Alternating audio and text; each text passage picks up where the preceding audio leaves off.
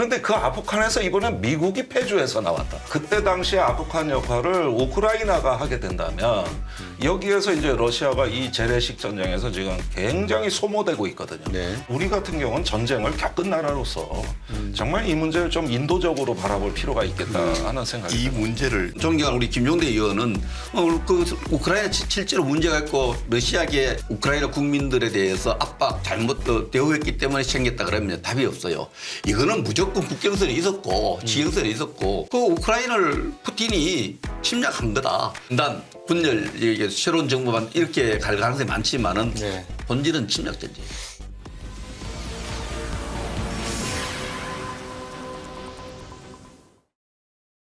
안녕하십니까. 연합뉴스 경제TV의 곽수정 경제프리즘입니다. 지금 러시아 우크라이나 전쟁이 1년을 지나서 2년째로 접어들고 있습니다. 러시아 우크라이나 전쟁이 발발했을 당시에 코로나가 한창이었었는데 그러다 보니까 약간 그 국제 전략적 의미에서 있어서 묻혀져가는 그런 부분이 없지 않아 있었습니다. 하지만 러시아 우크라이나 전쟁이 가지고 있는 이 외교 안보적인 전략적인 측면과 지정학적인 어떤 중요한 의미는 반드시 우리가 한 번은 짚고 넘어가야 될 부분이 있는 것 같습니다. 왜냐하면 시진핑이 생각하는 사기 집권을 위해서는 대만과의 전략이 필요할 것이고 이 중국의 경제적 부상과 대만을 흡수 통일하겠다는 그 뜻은 미국이 생각하는 인도태평양 전략과 어떻게 보면 충돌할 수 있는 미래의 상당히 중요한 글로벌 전략의 핵심 부분이기 때문에 그렇습니다. 사실 그러한 외교 안보 전략이 경제적 이해관계까지 맞물린다면 세계 경제 패권, 21세기에 있어서 글로벌 전략의 패권을 누가 질 것이냐의 문제의 핵심이 거기에 있다. 그래서 러시아 우크라이나 전쟁은 마치 작은 지역적 전쟁 같지만 실제로는 엄청난 의미를 담고 있는 전쟁이 아닌가 싶어서 오늘 다각도로 이 얘기에 대한 말씀을 나눠보도록 하겠습니다. 정말 우리나라에 있어서 외교 안보 분야에 제가 알고 있기로는 뭐 탑 3에 들어가시는 분 두 분 모셨습니다. 백승주 전 국방부 차관 모셨습니다. 안녕하십니까? 예, 안녕하십니까? 정의당 전 의원 모셨습니다. 김정대 의원입니다. 안녕하십니까? 안녕하십니까? 예.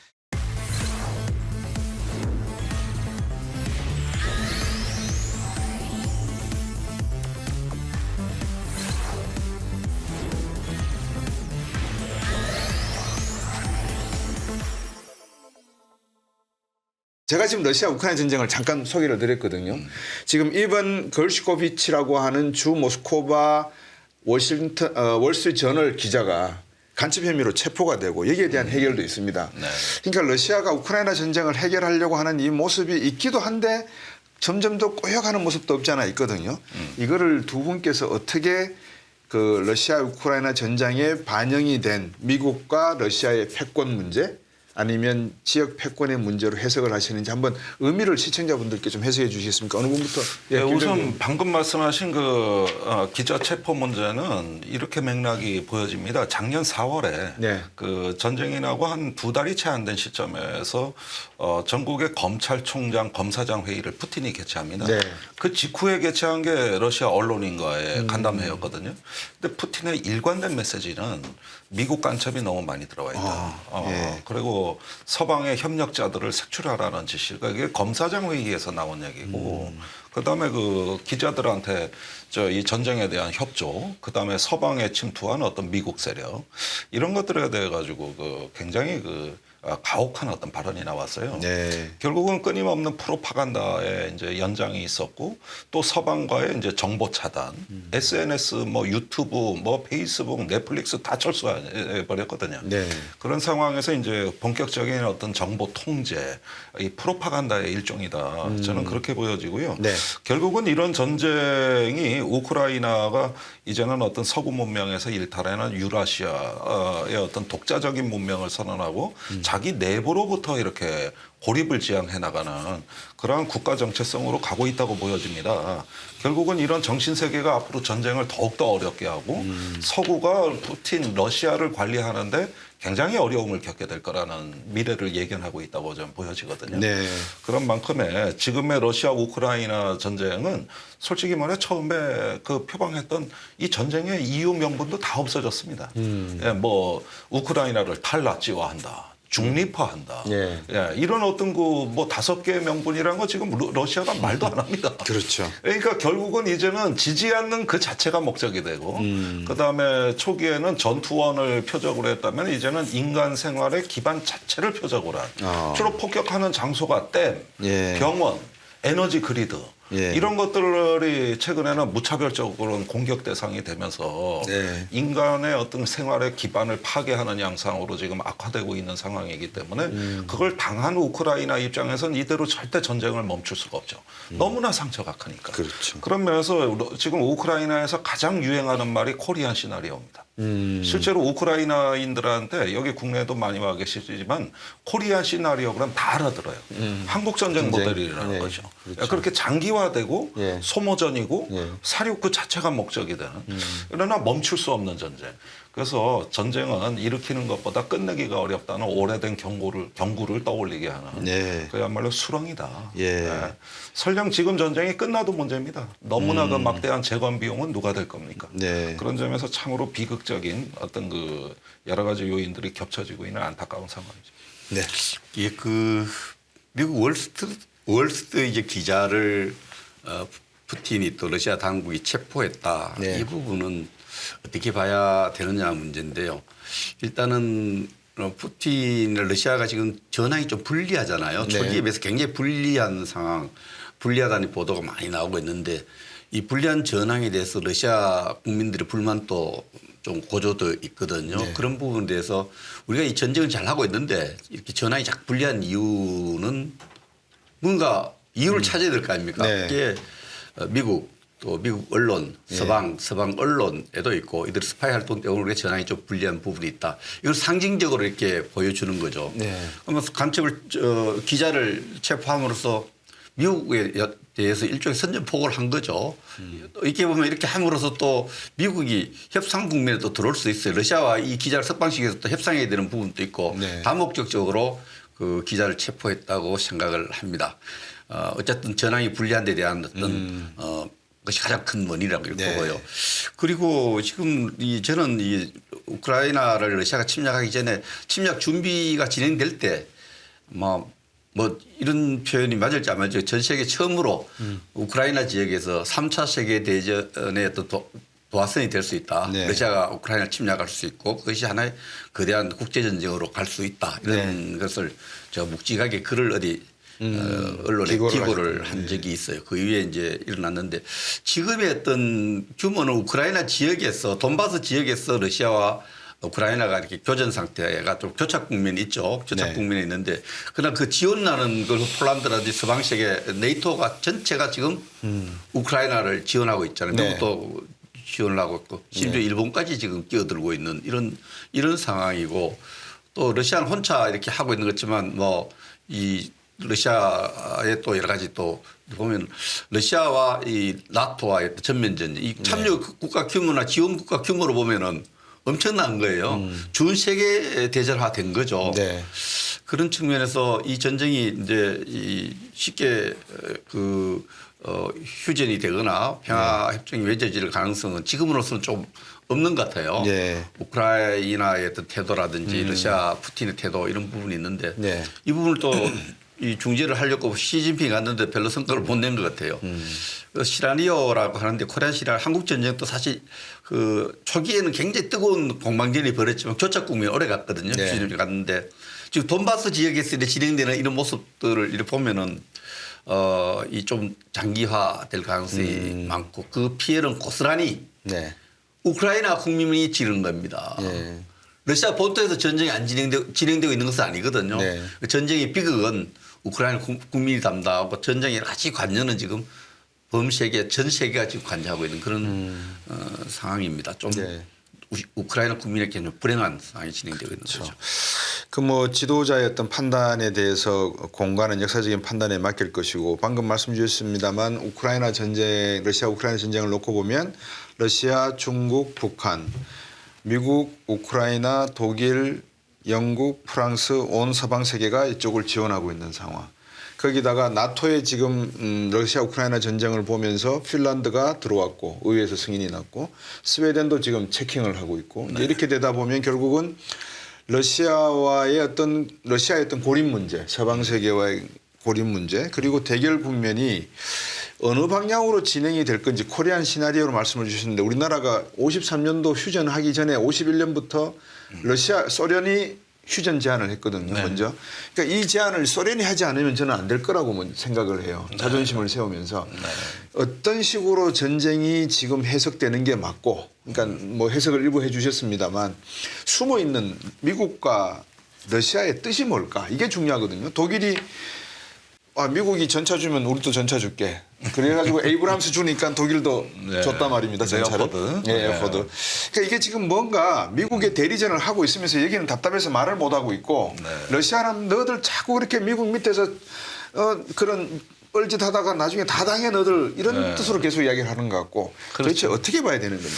그런데 이 우크라이나 전쟁을 바라보는 데는 미국 주류 학계에도 두 가지 관점이 있는 것 같습니다. 첫 번째 자유주의 관점인데 네. 이 싸움은 권위주의 독재 침략자와 예. 자유주의 진영의 그 전쟁이라는 것이죠. 예. 그러니까 이번에 이런 전쟁에서 우크라이나를 지원하는 서방 세력은 민주주의 연대고 자유주의 연대이기 때문에 절대 독재 세력에게 밀리거나 네. 아니면은 빌미를 주는 식으로 불리한 종전을 하게 되면은 이 민주주의 결속은 다 깨진다고 보는 겁니다. 그렇게 보면은 더 많은 지원, 네. 더 많은 참여 이런 걸 통해 가지고 결국은 이제 그 가치와 이념에서 승리해야 된다는 최종 목표. 이게 이제 어떤 그 좀 이념과 가치로 보는 자유주의적 접근이라고 볼 수가 있는데. 네. 근데 이러과 상반되게 그게 아니라 이건 세력권 전쟁이다. 영향권 전쟁이다. 예. 일단은 나토의 동진이라든가 또 예. 우크라이나의 내전 상황에 대한 예. 불합리한 개입. 그러니까 우크라이나 전쟁은 작년 2월 24일 날 일어났다 그러지만은 이미 그 전에 1월 16일에 젤렌스키가 그 돈바스 지역에 저항군 진압을 위한 총동원령을 내려놓은 상태였거든요. 네. 그러니까 전쟁은 그 이전에 있었던 거고. 네. 근데 서방이 끼어들면서 이거는 과거의 구소련 시절의 그 러시아 세력권, 네. 과거에 러시아에 속했던 소련에 속했던 그 세력권을 갖다가 침범을 한 것이고 그렇게 보면은 이 전쟁이 평화롭게 마무리되는 것은 뭐 자유와 독재 이런 이념 가치 도덕 말고 세력 균형이다. 그렇게 해서 지금 종전이 가능하다고 보는 일군의 그 네. 현실주의자들이 있는 것이죠. 예. 근데 이거를 1주년 돼서 미국 언론이 여론조사를 했는데 정확히 반반으로 짜게 됐어요. 가치냐 세력이냐. 예, 그러면은 여기서는 이 종전이 가능하다고 스트롱리 어그리 그런 거 절대 안 된다. 스트롱리 디스어그리 이게 반반으로 딱 쪼개져 있는데 예. 미국 여론도 그렇습니다. 일단 공화당 같은 경우는 계속 추가 지원하는데 지금 문제 제기를 하고 있어요. 네. 언제까지 지원해야 되는 것이죠? 그런 동안에 바이든 대통령은 이제 우크라이나 키이우를 방문한 데 이어가지고 나토가 더 많은 그 지원을 하도록 전 세계에 호소를 했고 네. 또 그만한 성과를 거뒀습니다. 또 기시다 총리가 가서 예. 지원을 약속했고 그래서 오히려 이게 나토를 강화하고 자유주의 진영을 강화하면서 장차 중국에게도 네. 그러한 억제력을 발휘하는데 이 우크라이나 전쟁은 오히려 좋은 기회다. 왜 물러서냐. 이렇게 돼 있는 것이죠. 그런데 제가 보기에는 이 두 논쟁 간에 지금 당분간 조만간에 합의를 보기는 어렵습니다. 네. 일단은 현재 전쟁을 자유진영 또 우크라이나에게 유리한 방향으로 종전 협상을 할 수 있도록 일단은 전세를 더 좀 호전시키는 네. 이런 정도의 제한적 목적에 일단 맞춰져 있다고 보여지는 것이고요. 네. 당장 여기서 확실한 어떤 전쟁의 승리자와 패배자가 가려지겠느냐. 그거는 조금 더 오래 걸릴 얘기고 어떤 종전의 조건을 창출해내느냐. 여기에 지금 전쟁에 관심이 집중된 것 같아요. 지금 제가 이렇게 김종대 의원이 소개하는 미국 여론의 동향이라든지 양분법표 보는 네. 거 참 전쟁의 비극을 감당하지 않는 미국 사람들 너무 한가하게 보는 것 같아요. 학자들은 전쟁을 죽느냐 사느냐 그렇죠. 우크라이나 주민들은 그 고통을 받고 있는데 네. 그렇게 보면 저는 이 전쟁의 성격은 푸틴의 침략 전쟁이죠. 푸틴의 침략 전쟁인데 네. 푸틴이 또 개인 이력을 보면 할아버지가 스탈린의 셰프를 했어요. 예. 그 스탈린을 할아버지 때 본 거예요. 대국주의. 그 예. 스탈린이 잘 나갈 때 예. 구소련이 잘 나가는 모습을 할아버지가 그 옆에서 그 지도자 옆에서 보고 이 러시아의 대국주의. 예. 옛날 소련이 해체되기 전에 러시아의 모습을 좀 다시 재현하려는 이런 정치적 야심 때문에 일어난 침략 전쟁이에요. 그 침략 전쟁이 왜 일어났느냐. 크림반도를 먹을 때 서방이 가만히 있었거든요. 크림반도를 정치 공작적으로 보내가지고 엮어가지고 크림반도를 우리 영남 경상남북도만한 그 땅을 소련이 먹어도 서방 나토가 제지를 못했어요. 자신감을 얻은 거죠. 얻은 상태에서 또 미국은 아프간에서 또 이미 철수를 해요. 네. 우리 국가 경쟁력이 문제다. 아프간에 사실상 잘못 들어갔다는 식의 연설을 하고 철수를 하는 거예요. 네. 푸틴이 볼 때는 이거 찬스인 거예요.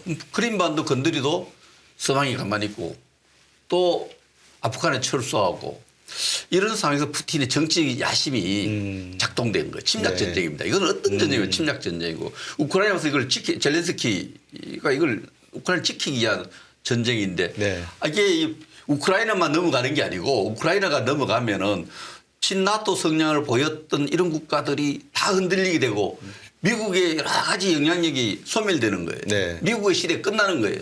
미국이 만약에 우크라이나에서 푸틴 마음대로 되어버리고 전쟁 결과가 맞으면 미국의 시대가 끝난다고 봅니다. 그런 측면에서 미국은 아프간 때문에 경험 때문에 직접 들어가지를 못하는데 어쨌든 우크라이나가 대신 러시아를 좀 막아주기를 바라는 이런 국제적으로 진화된 거고 이것이 또 네이토 국가들하고 같이 이렇게 일치되고 또 CIS 국가들 저 구소련에서 해방된 국가들이 그 불안하고 연대돼 가지고 달도 이렇게 가는데 전쟁이 지속되는데 네. 이 침략 전쟁에 대해서 좀 더 미국이 서방이 더 단호해야 됩니다. 네. 단호해야 돼요. 네. 이걸 만약에 여기서 물러나면은 뭐 옛날에 38년에 그 나치가 폴란드 체코를 합병하고 폴란드에 침략을 하고 이럴 때 처음에 그 체인블린 내각이 느슨느슨하게 하다가 그렇죠. 결국은 큰 전쟁으로 갔잖아요. 예. 그래서 지금은 러시아의 침략 전쟁이기 때문에 이 부분에 대해서 서방 세계 또 미국 입장에서는 여기서 저지해야 되겠다는데 근데 러시아가 핵무기를 갖고 있잖아요. 네. 만만치 않아요. 그래서 결과적으로는 이 돈바스 지역에 불라지고 있는 지역에 그때 전황에 따라서 세력에 이렇게 그렇게 추진이 안 되겠느냐. 그래서 코리아 시나리오라 그러는데 우크라이나는 굉장히 불행한데 그런 상황에 와 있다 이렇게 볼 수 있습니다. 네. 침략 전쟁이고 여기서 서방을 막아야 되는. 네. 네, 저는 일단 서구의 시각으로 이 전쟁을 바라보는데 조금 신중할 필요가 있다고 봅니다. 사실 이 전쟁은 정식으로 전쟁이 벌어지기 이전에 네. 이미 내전 상태에 우크라이나는 들어가 있었고 여러 가지 사안이 중첩된 전쟁입니다. 예를 들면 이것도 뭐 푸틴의 프로파간다라고 하실 수 있겠습니다만은 이미 작년, 재작년 그 보면은 그 아조프 연대에 의한 그 러시아어를 쓰는 그 돈바스 지방에 대한 어떤 침략에서 지금 우크라이나에서 러시아가 저지르는 만행들이 다 나타났어요. 네. 규모는 그만 못하지만 고문, 납치, 강간. 그러다 보니까 일단은 그 젤렌스키 대통령이 그리로 이제 군사력을 동원하는데 이때 러시아가 그걸 저지하려고 키이우 북부로 쳐들어온 겁니다. 그러니까 여기에서 또 똑같은 만행이 저질러집니다. 네. 그러니까 이게 하나의 두 개의 전선으로 되다가 지금은 돈바스로 통합되어 있는 양상이거든요. 그러면은 지금 이 전쟁에서 설상 종전이 되더라도 어떤 그 사회가 과연 통합되고 내전이 종식되면 더 이상 이제 반인권의 어떤 그 사태가 이렇게 다 정리가 되는 말하자면 이거는 이게 이제 코리안 시나리오인데 이런 상황으로 갈 수 있겠느냐. 제가 한 가지 그 작년에 5월에 바이든 대통령이 500억 달러의 그 우크라이나 지원 법안에 서명을 했을 때도 공화당이 반대한 이유가 그중에 200억 달러의 물자의 배분이 부패 없이 투명하게 배분될 수 있느냐 이런 문제였거든요. 그러니까 이 우크라이나가 국가가 재건되고 통합된 민주주의 국가로서 제대로 재건될 수 있는 게 저는 전쟁 중에 그 정체성은 만들어지고 있다고 봅니다만은 이면으로 들어가면 아예 언어 자체가 다른 분열된 나라다. 그러다 보니까 이 사람들 간에는 그래도 한반도의 코리안 시나리오 같은 경우는 다 우리는 단일 민족이고 통합된 그런 어떤 그 민족 의식에서는 어떤 하나의 네. 문제가 없었는데 지금 이 나라 같은 경우는 굉장히 복잡한 내전적인 양상을 띠고 있습니다. 네. 그런 점에서는 제가 보기에는 승자와 패자를 가르는 것보다는 일단은 현 상황에서 이 문제를 인도주의 차원에서 우리가 좀 이해할 필요가 있겠고 네. 이걸 자꾸 가치와 이념으로 하다 보면은 피해자와 피해에 중첩된 그 가치 사슬에 이제 수렁에 빠지는 거거든요. 사실 미국이 이라크와 아프간에서 그것 때문에 실패한 겁니다. 네. 그런 어떤 내부 사정을 관리하지 못하다가 결국 실패한 거거든요. 네. 그러면서 지금 미국의 어떤 목표는 이 전쟁을 통해 러시아를 약화시키는 실패 국가로 만들자는 어떤 전략적 논의도 나오는 것 같아요. 네. 로이드 오스틴 국방장관이 이 전쟁의 목표는 러시아가 다시는 도발을 하지 못하도록 약화시키는 게 우리 목표라 그랬거든요. 이게 작년 4월의 발언입니다. 네. 그렇다면 이 우크라이나는 또 하나의 아프가니스탄이 되는 겁니다. 79년에 아프가니스탄에 소련이 침공해서 10년간 반인복했어요. 거기서 국력이 소진돼 버렸거든요. 그것이 10년 후에 냉전이 종식되는데 소련의 패배의 중요한 요인이 구성이 되는 거거든요. 그렇죠. 그러니까 러시아의 힘을 약화시키는 전략은 냉전 시대 실제로 있었고 그것이 아프간이었다. 그런데 그 아프간에서 이번엔 미국이 패주해서 나왔다. 그러면 그때 당시에 아프간 역할을 우크라이나가 하게 된다면 여기에서 이제 러시아가 이 재래식 전쟁에서 지금 굉장히 소모되고 있거든요. 네. 마모되고 있거든요. 이런 면에서 어느 순간에 그 미러 간에 또는 이것이 더 나아가서 미중 간에 미국의 유리한 어떤 입지를 구축하게 되는 이건 전략적인 어떤 지정학으로 또 해석이 되는 측면이 있는 것이고 예. 그런 점에서 여러 가지 각국의 계산서가 있지만은 우리 같은 경우는 전쟁을 겪은 나라로서 정말 이 문제를 좀 인도적으로 바라볼 필요가 있겠다 하는 생각이 이 듭니다. 문제를 이제 러시아 우크라이나 지역이 돈바스 지역이 이제 러시아 우리식 표현을 교포죠. 네. 러시아계가 많이 사는 거예요. 네, 네. 이 러시아에 대해서 우크라이나 젤렌스키 정부가 조금 인도적인 측면에서 압박을 했기 때문에 그것을 보호하기 위해서 들어왔다. 러시아 네. 침략이 이제 하나의 프로파간다예요. 선전인데 네. 러시아가 그 크림반도를 먹을 때도 그렇고 우리 한반도의 북한 지역에도 그렇고 제일 발달된 게 뭐냐. 러시아 군대에서 전 세계에서 가장 발달된 정치 장교예요. 커미셔르라고 그러는데 네. 정치 공작 장교가 있는 거예요. 정치위원이라 그래요. 커미셔르가 있는데 정치 공작 장교들이 크림반도 가서도 계속 이렇게 공작을 해놓고 이쯤에 뭐 마스크스가 해갖고 이 크림반도 주민들이 우리를 좋아한다. 그래서 네. 이렇게 한다 이렇게 하거든요. 네. 임시정부 만들어 합병하고 이 돈바스 똑같은 작업을 하는 거예요. 놀랍게도 제가 이 한국 전쟁 2차 세계대전 직후에 북한 지역에 러시아의 정치 공작 장교가 많이 들어요. 네. 그 극동군 정치위원 우크라이나인이에요.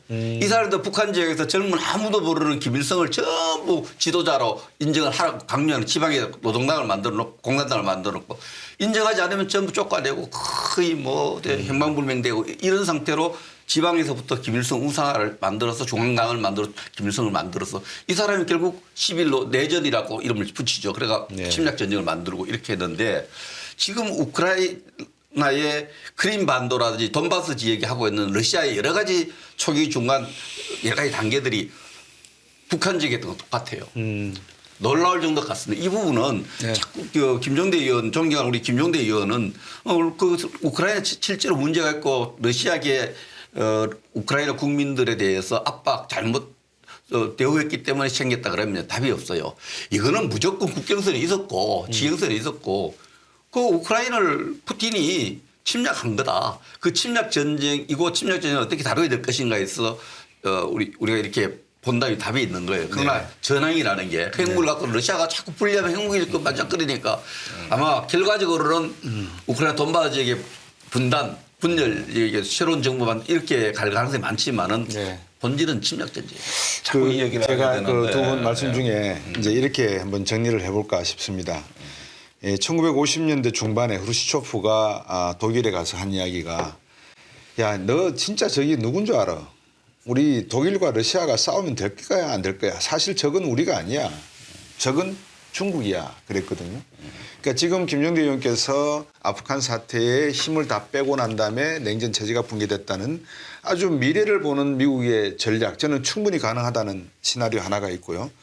두 번째, 사실 지금 만약에 러시아 우크라이나 전쟁 저 바닥에서 지금 뭐 이렇게 싸우는데 사실은 중국이 중동에서 사우디 이란을 중재를 하고 이것도 한번 중재해 보겠다고 나서고 있고 페트로위아나 시대를 한번 열어보겠다고 뒤에서 지금 물장구를 치고 있고 그럼 미국이 자칫 저기다가 놓고 실기를 해버리면 미래는 황인종 대 백인종의 싸움이 될 수도 있다는 생각이 제가 언뜻 들어요.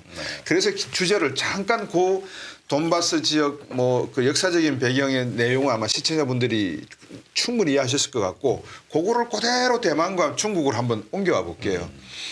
대만과 중국을 놓고 보면 시진핑한테 중국 전인대가 3기를 인정을 하면서 너 4기로 가고 싶지? 4기 가고 싶으면 대만 문제 해결해야 된다. 그거 하면 내가 4기 도장 찍어줄게. 분명히 전인대 성명서에 나와 있거든요.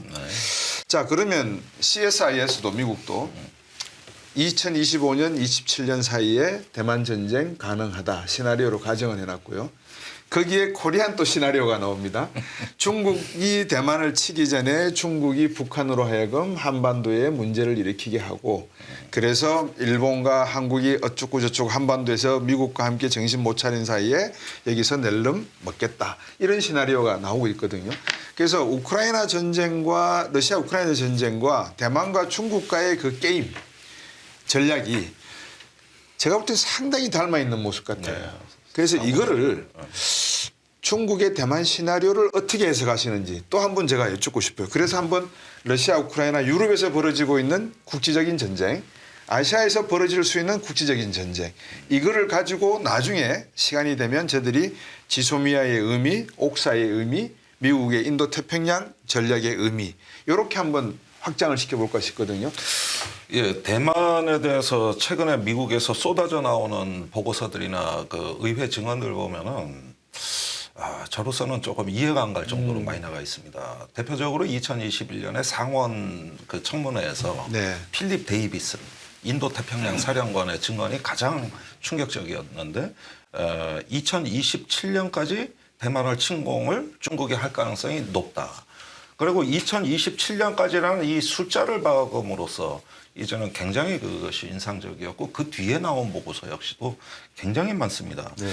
그러면은 이게 이제 충돌 임박론 네. 또 파국의 어떤 불가피성 이런 이야기들이거든요.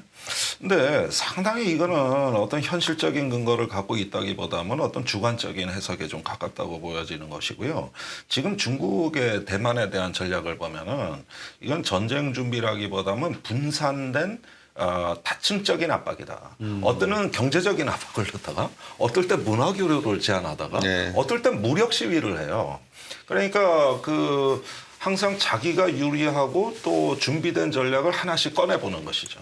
그렇게 함으로써 대만을 다양한 방식으로 포위, 압박 또는 고립시킬 수 있다는 것. 이것이 단순히 군사전이 아니라 이거를 이제 중국에서는 초한전이라고 그럽니다. 한계를 초월한다는 이제 비욘드 더 리밋 워페어라고 하는 건데 여기엔 이념전, 생태전, 법규전, 무력전 그런 거 하면은 문화전도 있거든요. 그러니까 여기에는 또 최근에 중국이 강조하는 건 또 심리전인 것 같습니다. 네. 그러니까 한편으로는 이제 중국에 대해서 군용기로 대만 해협의 중간선을 침범하는 모력 시위가 어제도 있었던 것 같은데요. 네, 예. 그러는데 마잉주 전 총통을 초청해가지고 예. 그 순원의 묘를 참배하면서 그렇죠. 우위를 다진다든가 예.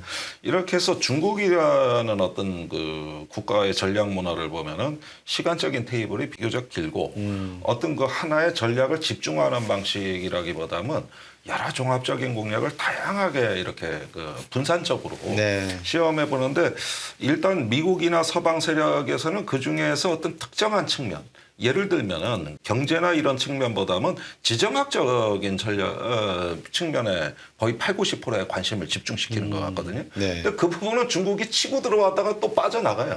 언제는 또 아무 일이 없어요.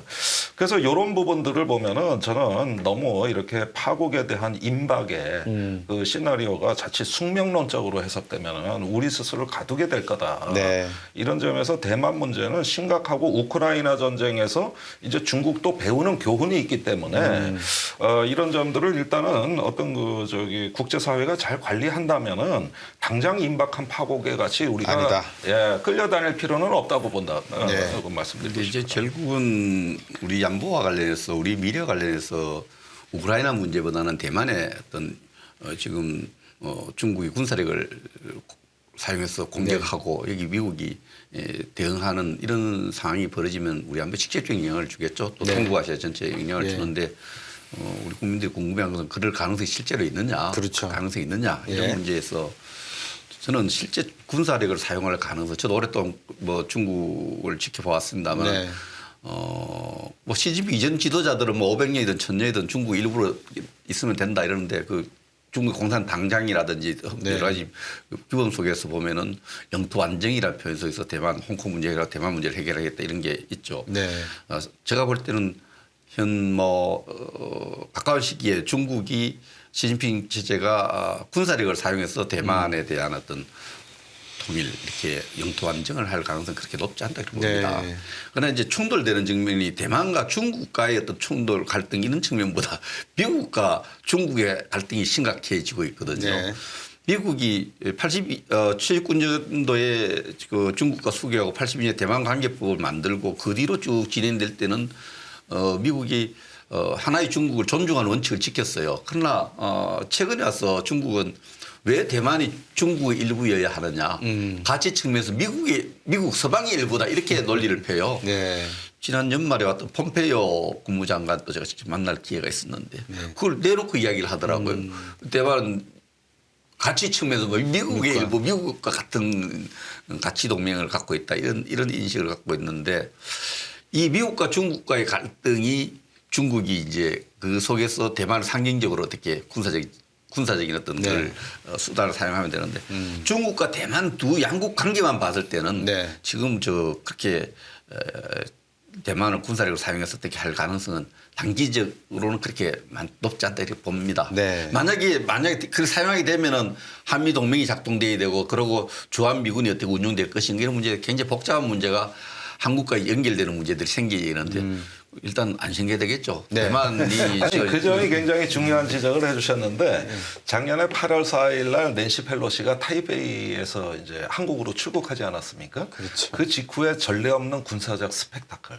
대만 주변의 6개 수역에서의 동시다발적인 그 무력 시위가 예. 벌어진 데까지는 우리가 잘 알고 있는데 언론에 좀 다소 소홀하게 취급된 거는 8월 말에 예기치 않은 또 하나의 군사훈련입니다. 그건 서해에서 있었어요. 네. 실탄 사격 훈련입니다. 네. 그런데 이 부분이 이어지는 건 뭐냐 하면은 대만을 고립 압박할 때 미 증원군이 그 오키나와나 네. 우리 서해에 있는 뭐 평택 기지에서 예. 이제 증원군이 여기서 투입되니까 되겠죠. 예.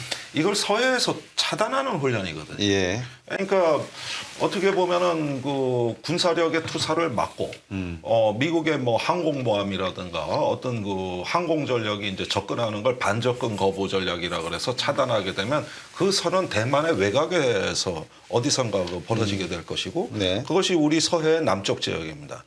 그리고 실제 거기가 훈련이 이제 굉장히 잦아지고 있고요.